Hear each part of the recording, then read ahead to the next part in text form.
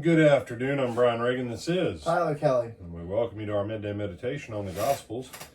Today we are in Luke 21, verses 34 through 38. Tyler? But take heed to yourselves, lest your hearts be weighed down with carousing, drunkenness, and cares of this life, and that day come on you unexpectedly. For it will come as a snare on all those who dwell on the face of the whole earth. Watch therefore and pray always, that you may be counted worthy to escape all these things that will come to pass, and to stand before the Son of Man. And in the daytime he was teaching in the temple, but at night he went out and stayed on the mountain called Olivet. Then early in the morning all the people came to him in the temple to hear him. All right. And so Jesus, verses 29 through 33, he gave them the parable of the fig tree, talking about the destruction of Jerusalem, that when they saw these things taking place, that they would know this. But this, he gives them a warning, and it's a warning that we would do well to heed, even in our day and time. I get worried when people have the gall when they're teaching to question the historical application of some of these passages.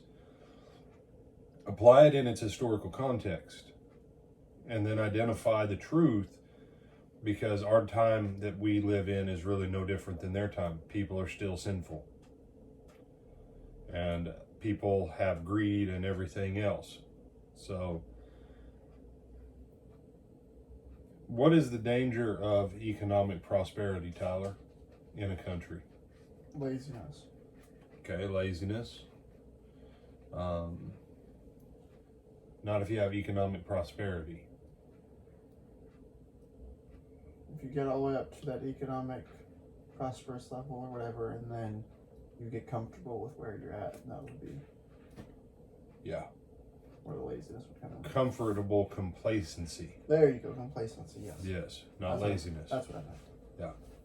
No, welfare. A welfare society fosters laziness. A prosperous society fosters complacency, but with industry or industrial action. And they said, what? And making all that make sense. That's what Jesus says here. Their challenge was, and this was the challenge before Rome came and destroyed Jerusalem.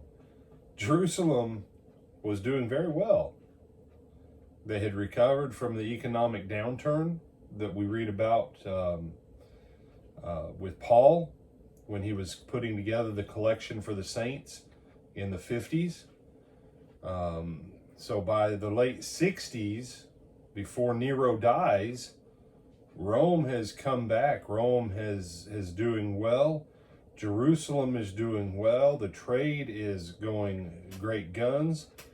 The church is in a little bit better place itself because there's so much economic prosperity. And people have this idea that because things are going well economically, that must mean that God or the gods or whatever supreme deities or the universe or whatever, since that's the time we live in, is, that the universe must be happy with us. And Jesus warns and says, don't get sucked into that. To which I'd say to you and I, be careful. Just because the stock market's doing well, just because there's more jobs right now than there are people who are willing to work them, don't get caught up in that. That you get caught up in the things of this world and you forget to keep your mind on Christ and his return.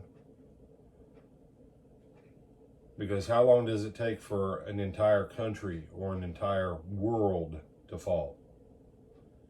Go back and ask the people on Black Friday in 1929. It took the world 16 years to come out of the Great Depression. 16 years, 50 million dead in a war that literally encompassed the entire planet.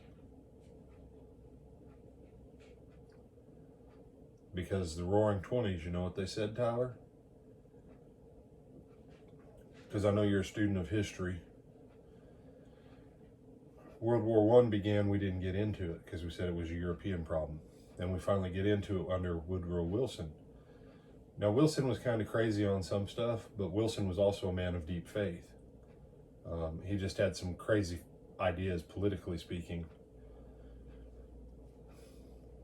But what happened was the industrial gear up to get the production up so we could send troops to fight in World War I brought us to a different level technologically and industrially, that when the 1920s hit, it was the single greatest period of American prosperity, period. I said, no. For what the value of a dollar was and the amount of economic prosperity going on, people actually were more prosperous then than they are right now. And they didn't have the same kind of inflation on land and housing like we do to eat it up. And you say, prohibition came in, crime went up, prosperity continued, people partying and being crazy. And all those preachers going around telling everybody, don't trust in the economics, don't trust in the economics. Bam.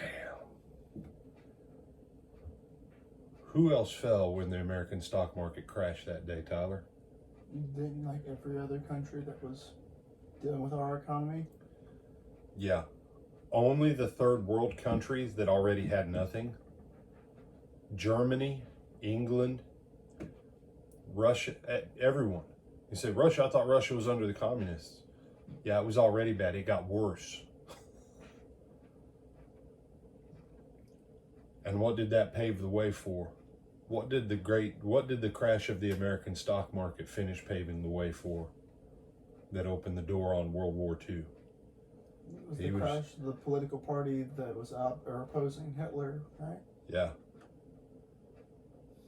It sowed the seeds that allowed a crazy man like Hitler, because it threw Germany into such an economic state. They were already bad.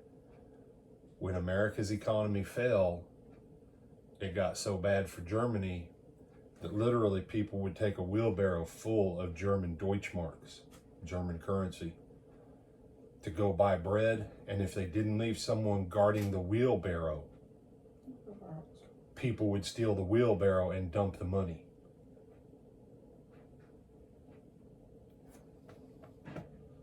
Amazing to me what Jesus said 2,000 years ago is just as true now.